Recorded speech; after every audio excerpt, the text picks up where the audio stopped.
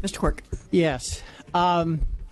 So thank you, Madam Chair and members. So when I originally took this bill up, I understood it instantaneously.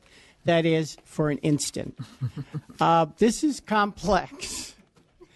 AB 1919 modifies the Public Utilities Code to allow the use of bond premiums to be used to fund capital projects.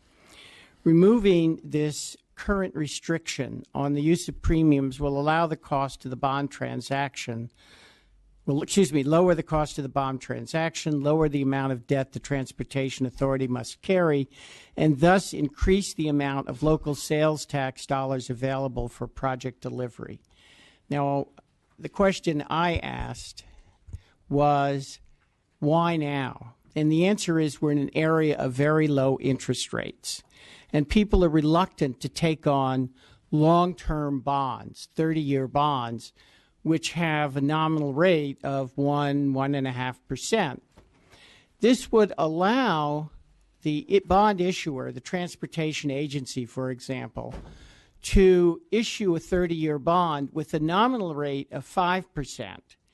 However, they would sell that bond for say it was you tried to raise $100 million, a bond that has a 5% rate when everything else has 1% would probably get you an $80 million bond would probably get you $100 million. That's the bond premium. Under current law, that $20 million cannot be spent on the purposes of the bond. It can only be spent to pay off the bond premium. So you have the case that you can't sell a bond at 1%. You could sell it at 5%, but if you do, you end up with millions of dollars you can't use. This would remove that restriction.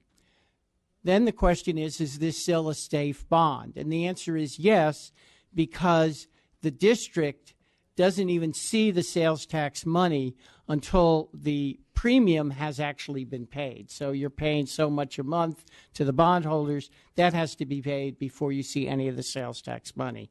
So this still guarantees the bond be paid off, allows a much more appropriate way to sell the bonds. The bonds will be taken up more easily and allows you to use all the money you were trying to raise. So with that, I ask for your aye vote. With me today is Tess Lengel, Deputy Director of Planning and Policy, Trish Reevy, Director of Finance and Administration, and Daryl Hodge, who can answer any technical questions. He's the Director of the Public Financial Management, Inc. So, thank you, and this does have a due pass, so that means we can be brief.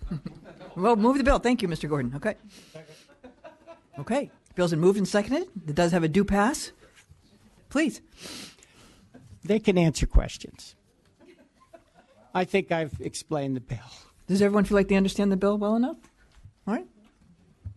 Have you traveled from far? Would you like to tell us where you've come from? And good afternoon, Chairwoman and members of the committee. Thank you very much for considering AB 1919. We very much appreciate it.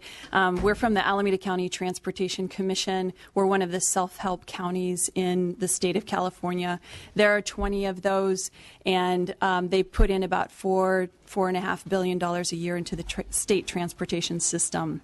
What this will allow us to do, as was mentioned by the Assembly member, is to really deliver projects more quickly that the voters expect at a lower cost when financing. And if you look at those counties around the state that are authorized under this particular code, more than 50% of the self-help counties in the state are authorized under this and could get the benefit of this if this is approved. I'd also like to note that there are many more counties that are going forward to seek local transportation funding dollars to solve some of our very difficult transportation issues throughout the state. including San Francisco, Contra Costa, Placer, Monterey, and many others throughout the state that are looking at trying to raise money locally. So this is a really strong bill to allow us to more effectively and efficiently deliver our transportation projects at a lower cost, which is what the voters expect. Thank you very much. Okay. Everyone else is okay? Good. Okay. So that bill's been moved and seconded. Questions from the committee? Seeing none, Mr. Quirk, would you like to close? I ask for your vote. Oh, I'm sorry. Is there opposition? Yeah. Somebody needs to give him space. What's that?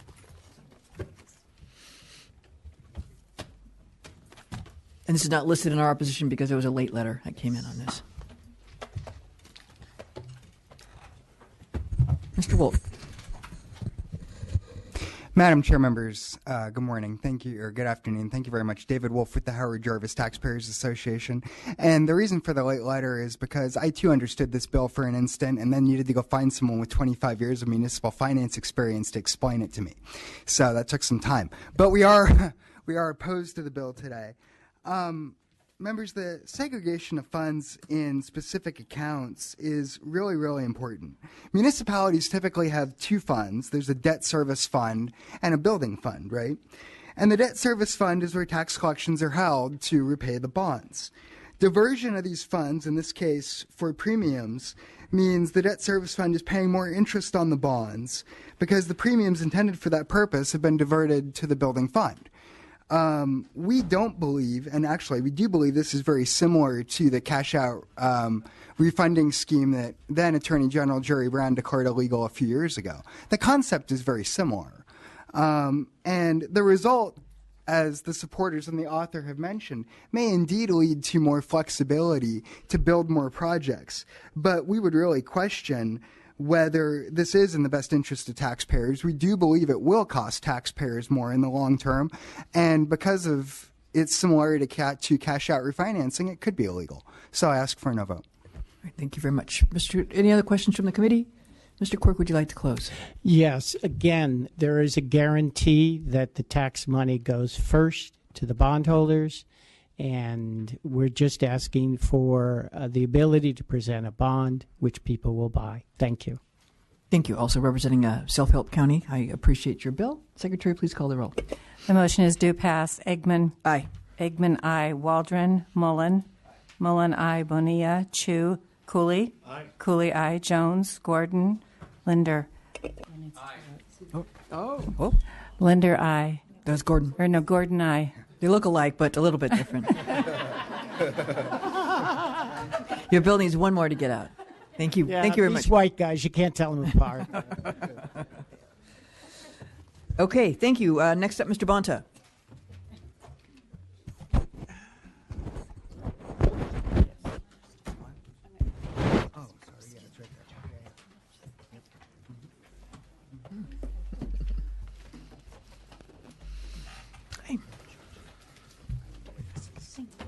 This also enjoys a due pass. Mr. Bonta, please. Thank you, Madam Chair. Members, good afternoon. I'm pleased to present AB 2031, which will allow local governments to quickly and efficiently address California's affordable housing crisis. We're all familiar with that crisis. We all have in our district folks who love the neighborhoods that they're in, grew up in those neighborhoods oftentimes, want to raise their families in those neighborhoods, but can't anymore. And with the loss of redevelopment agencies, since you're all in local government and had that tool available to you at one time, as I did, we've lost a very important tool to support affordable housing throughout the state of California. There is no additional dedicated source of revenue at the state level. And to build affordable housing these days, it takes a number of months to years to get it up and online. So this bill provides a creative solution which would allow for cities, if they wish, they need not if they do not wish, to take advantage of this tool to get affordable housing stock up quickly without the need for voter approval and in the absence of additional sources of funding. So we think this is an approach that will put an important tool in the toolbox as we address our affordable housing crisis throughout the state. And I'm proud to have with me the mayor of the city of Oakland, the biggest city in my district, Mayor Libby Schaaf, as well as Marina Wyant, policy director for the California Housing Consortium. Thank you. Mayor, go ahead. Thank you. My name is Libby Schaaf. I am very proud to be the mayor of my hometown, Oakland, California. Oakland is in the dramatic throes of an affordability crisis. Oakland, California is now the fourth most expensive city in America. Our average rents are now only $30 a month less than Boston, only $60 a month less than New York City. Now, holding the number one spot is San Francisco, and they are nearly $300 a month more expensive than Oakland. And number 5 is San Jose. So you have, in the Bay Area, 3 out of the 5 most expensive cities in America. So now, on average, our rents are nearly $3,000 a month, but the income of our residents is only an average of $30,000 a year. We've seen a 14% spike in housing costs just this year, making us the fastest growing unaffordable city in America. I don't need to tell you kind of the human cost of this crisis. AB 2031 gives us a very innovative way to front load what is boomerang funds, we affectionately call them boomerang funds, that are going to come to our cities and allow us to front load that by bonding against them with no fiscal impact to the state of California, no fiscal impact to any other of the taxing entities. And you know that the loss of redevelopment has left us with just a fraction of the financial resources to address this affordability crisis that has severely limited our ability to build more affordable and workforce housing. The Bay Area, just as an example, added nearly 500,000 new jobs to our economy since 2000, but built only 54,000 new units of housing, about a tenth of what is needed. And so we need these resources now to more quickly react to the crisis that we find ourselves in. Please support this bill. Thank you very And much. I'd be happy to take any questions. I love questions. Thank you. Good afternoon, Chair and members. Marina Wyant with the California Housing Consortium. We all are very aware of the crisis that we're facing on the housing side, but one of the most complicated components that we lost with redevelopment is the pre-development and land acquisition component for affordable housing development. And as we continue to work on increasing the state investment in affordable housing, we're also constantly looking at ways to expand what limited resources still might exist at the local level. And AB 2031 does exactly that by creating an opportunity for local governments to expand what limited resources they might have. And for that reason, we are strongly supportive, and we urge your aye vote today. Thank you very much. Next person speaking in support. Nicola DeLuca here with the City of Oakland to help answer any technical questions. In addition, the City of Walnut Creek is also in support. Thank you. Okay. Thank you. Mr. Wolf, are you in support or opposition? Opposition. Okay, well, hold on. Anyone else speaking in support today? Yes, Madam Chair, members Tim Shannon, California Apartment Association, we're also in support of the bill. Thank you. Good afternoon again. Karen Lang with the Sonoma County Board of Supervisors in strong support. Think it's a great idea. Anya Lawler on behalf of Western Center on Law and Poverty and the California Rural Legal Assistance Foundation in support. Dan Carrick on behalf of the League of California Cities, support the concept. Still want to work on some of the details on some of the attorney issues associated with it, but thank you. Thank you very much. Anyone else speaking in support today? People speaking in opposition? Yes, Madam Chair, members, good afternoon. David Wolf, again with the Howard Jarvis Taxpayers Association in opposition. Members, we do agree there is a problem here with housing that needs to be addressed. But members, I'd submit we don't need more affordable housing. We need more housing, period. It's a serious problem when the LAO has said we need 100,000 units of housing a year just to keep pace. So obviously we identify and agree with the fact that there's a problem here. We're just not sure that this bill is the appropriate way to address that problem. The issuance of affordable housing bonds to be paid for with any portion of net available revenue perhaps is all well and good, but the problem we have with the bill is that there's no voting requirement for this, no voting requirement for these bonds, no voting requirement for this process. These are bonds, members, that are going to be on the books for 30 to 40 years. long after the local government municipalities that have authorized them for the ballot have departed. And they do need voter approval, and they do need 2/3 voter approval. And this bill doesn't allow for that. We do believe it establishes a very bad precedent by not requiring a vote. And it also opens the doors for schemes like this to occur with other forms of property assessment. And so for those reasons, ask for a no vote. Thank you, Mr. Wolf. Anybody else speaking in opposition today? Questions from the committee? Mr. Mullen? Thank you, Madam Chair. Thank you, Assemblyman, for bringing the bill. Mayor Schaaf for taking the time to be here today. I hail from San Mateo County, dealing with the same affordability crisis. So just want to thank you for the creative leadership on this. I think this is an important tool that can be given to local governments to deal with their issues on affordability. So if we don't have, and proud to co-author, by the way, and if we don't have it, I'm happy to second the bill. Thank you. I think it's already been moved and seconded. Any other questions or comments from the committee? Mr. Bonta, would you like to close? Thank you, Madam Chair and colleagues, for your consideration and for our discussion today.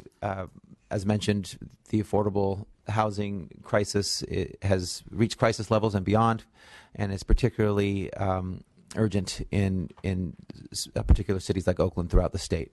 This is an important tool. It's not a panacea. It's not a cure-all, but we need all hands on deck and all tools available to help address this crisis. So I respectfully ask for your aye vote. Thank you very much. And I'll just say, representing the city of Stockton, when your affordability becomes so that still people can't afford to live, they move to my district. And then when times get bad, people then leave and go back.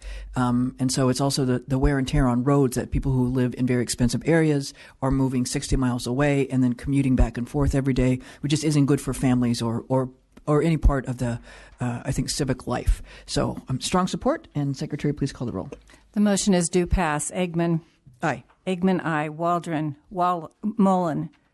Mullen, aye. Bonilla. Chu. Cooley. Aye. Cooley, aye. Jones. Gordon. Aye. Gordon, aye. Linder. Bill needs one. Just need one more, Mr. Bonta. Thank you very much. Thank you, Madam Chair, colleagues, and staff. Okay, next up we have Mr. Cooper.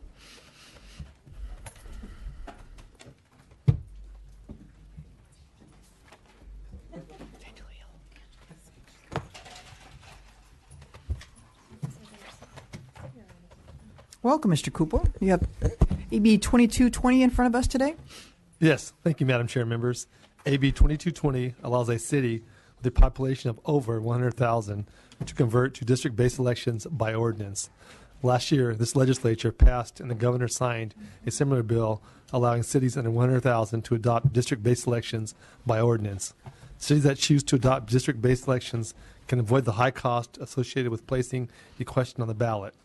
AB 2220 provides large cities with a cost-effective method and streamlined process to move from at-large to by-district elections while furthering the purposes of the California Voting Rights Act. I'm happy to have the support of the League of California Cities and MALDEF. I respectfully ask for your aye vote. Okay, thank you. The bill's been moved and seconded. It doesn't enjoy a due pass recommendation. Thank you.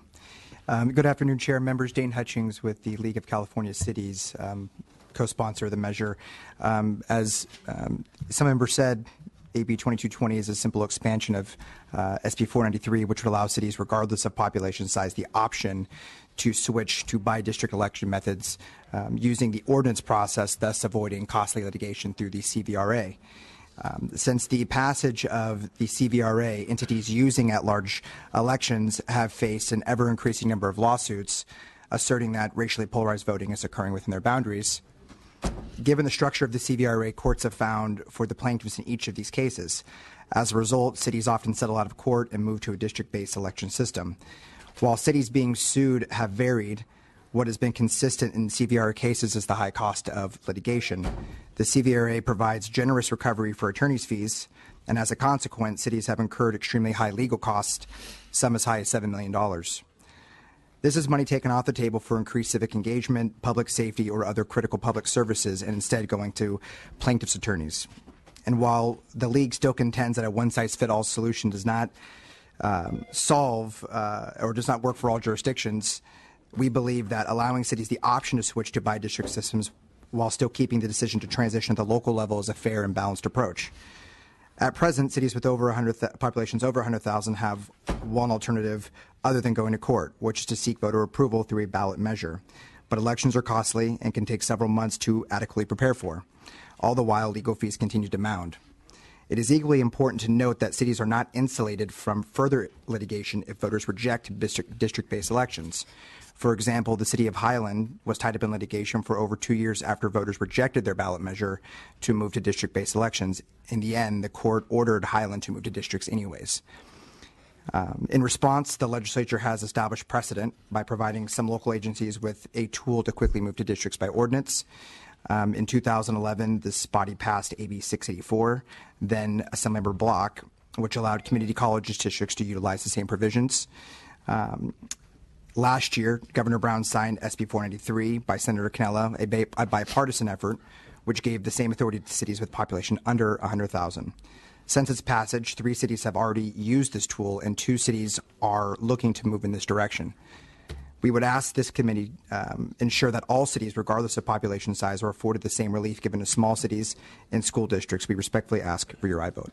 Thank you very much. Next person speaking in support. Jeanette Sanipatin, legislative attorney with MALDEF, the Mexican American Legal Defense and Educational Fund. MALDEF is a national organization that promotes the civil rights of Latinos in areas of immigration, employment, voting rights, and civil rights as well.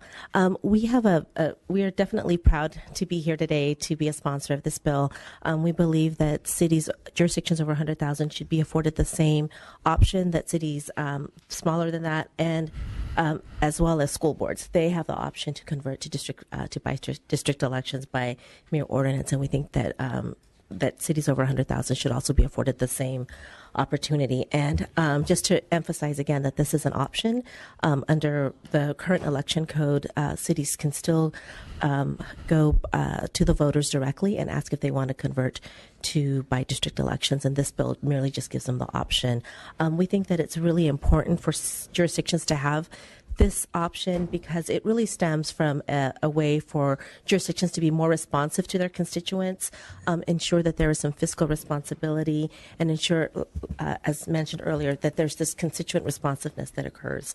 One other thing that I wanted just to mention is that we did an analysis of all the jurisdictions over 100,000, and of those cities, there's approximately 70 to 75. Around 25 of them do elect by district, and of those, around 80% of those jurisdictions have at least have a fair representation of Latinos in office. Of those districts that are not, of those jurisdictions that do not elect by district, only about a quarter of them have adequate Latino representation in those local governing boards. And as you know, these governing boards make really critical decisions on the day-to-day lives of their constituents. And MALDEF strongly believes that a representative democracy is key, and urge your committee to support this bill and urge your aye vote.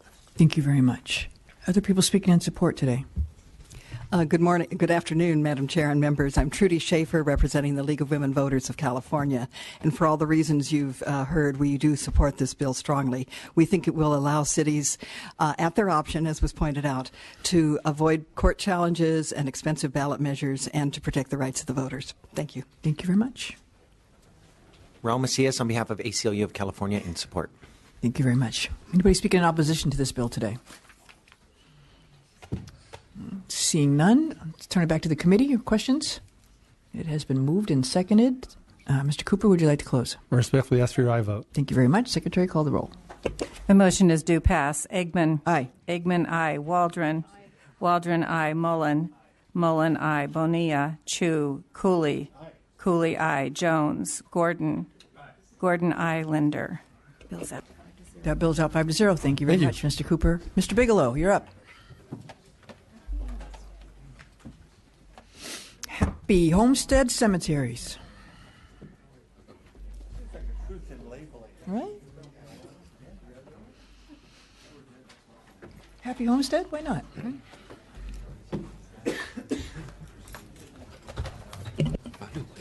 Yeah.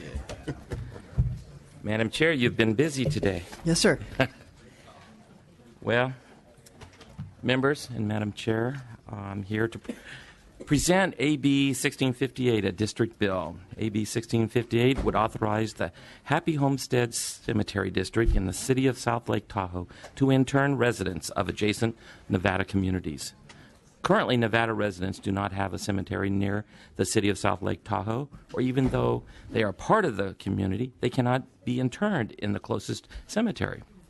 This bill will greatly benefit the residents of Lake South Tahoe.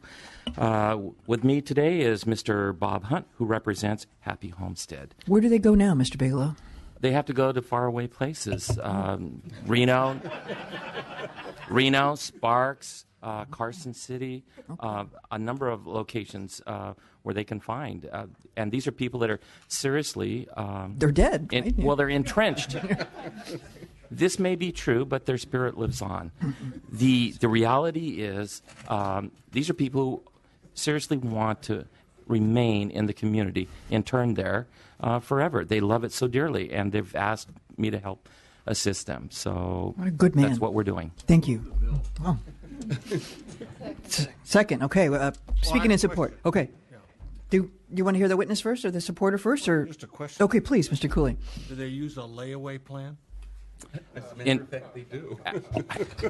Actually, this district is no different than any of the other districts throughout the state of California. They do have a program where they can actually prepay for the inevitability that we all face. Pay as you go, if you will. In some cases, it is pay as you go.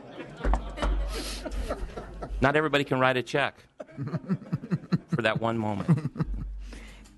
Please. You guys are having way too much. Thank you, Madam Chair and members. My name is Robert Hunt, and I'm General Counsel for the Happy Homestead Cemetery District, and I'm also General Counsel for the Public Cemetery Association, representing about 125 public cemetery districts, primarily in Central and Northern California. I also work with the California Association of Public Cemeteries, largely Southern California. So I've worked with over 200 of the 253 public cemetery districts in California. Happy Homestead in South Lake Tahoe is a unique circumstance. It is the only circumstance in the state of California where we have a cross-state border community. The very purpose of public cemetery districts, as set forth in the legislative analysis, is to preserve the community idea of interment for community residents. That's what it's all about. Health and Safety Code Section 9000 is very explicit about that. This bill authorizes those residents of selected South Lake Tahoe, Nevada communities to be interred in Happy Homestead Cemetery District. They would have to pay a premium non-resident price and a premium contribution to the Endowment Care Fund, similar to non-residents in other parts of California who may qualify for interment in the cemetery. So they'll have to pay more than a Californian. They would have to pay more than a Californian. Yes. And that disclosure is upfront. That disclosure is in the price list, which is published each and every year by the district. Yes. Sounds so happy. Okay, anybody else speaking in support today? Anybody speaking in opposition to the Happy Homestead? Mr. Gordon? Just a quick point. I think in my tenure here in the legislature is maybe the third time we've had a hospital district come and ask for some waiver. Cemetery. Cemetery district. Oh, I'm sorry. This is after the hospital. So the hopefully not because of. That was earlier. Yeah. That was earlier. That earlier bill. In one case, it was they didn't have enough dead people. They needed to in order to keep the endowment going. At some point, it may be worth considering whether there ought to be some waiver of the residency rules for all of these districts at local choice, rather than continue to do one-offs. Thank you, Mr. Cooley. More just a question: do they still use Totten trusts in cemetery administration? Not in the public cemetery districts, no. No, okay. Okay. Any other questions from the committee? If I can I respond to Assemblyman Gordon? That is a very valid concern. It's actually in that question was raised in the legislative analysis about these one-off bills. I have to tell you, we're very concerned about that. This bill is very different than those prior bills which are cited. Small cemetery districts which are economically on the edge, and you have passed about 5 bills in the past several years, or bills for about 5 cemetery districts, authorizing them to bury additional people for the purpose of raising revenue. That's not what this bill is about. I do need to tell you that the Public Cemetery Alliance is working right now with county boards of supervisors, primarily RCRC, to get, and I hate to bring this up again, LAFCO to run viable MSRs on these cemetery districts. I just dealt with an MSR in one of our rural counties that has 6 cemetery districts, and one of those has no insurance, no board, no employees, and does no burials, but does get tax revenue. Another one has a board which doesn't meet as required by the law, of the 6th. A third contracts everything out, gets tax revenue for that. The LAFCO MSR found that these 6 cemetery districts in the county were wonderful. They found no problem. One of the things that the Public Cemetery Alliance wants to address eventually, and we've actually asked through one of the bills, Senate Bill 1009 has been withdrawn now. It's no longer before the legislature. We would like to talk about consolidation and work with the counties through the LAFCO process to consolidate some of these. So in answer to your question, we're very concerned about these one-off bills, but please understand this is very different. This is a good neighbor policy to keep the community intact. Thanks. Hopefully you'll live to fight another day. Mr. Bigelow, would you like to close? That's it. You were planning on this all day, weren't you? You just stumbled into them. Well, the MSR's municipal service review, I saw you, Mr. Mullen, asking that question. Mr. Gordon and I have been through many of those, and they're very challenging issues to go through, and very difficult once you get it done, because then you have to go through the 218 process. So it's very difficult. Anyway, given that said, I would just humbly ask for an aye vote on this measure before you today. Thank you very much. Secretary, please call the roll. The motion is due pass. Eggman. Aye. Eggman, aye. Waldron. Aye. Waldron, aye. Mullen. Aye. Mullen, aye. Bonilla. Chu. Cooley. Aye. Cooley, aye. Jones. Gordon. Aye. Gordon, aye. Linder. Measure is out. Congratulations. Thank you very much. Happy Homestead. Thank you, members. Carry on. Thank you. Mr. Eduardo Garcia for Mr. Alejo.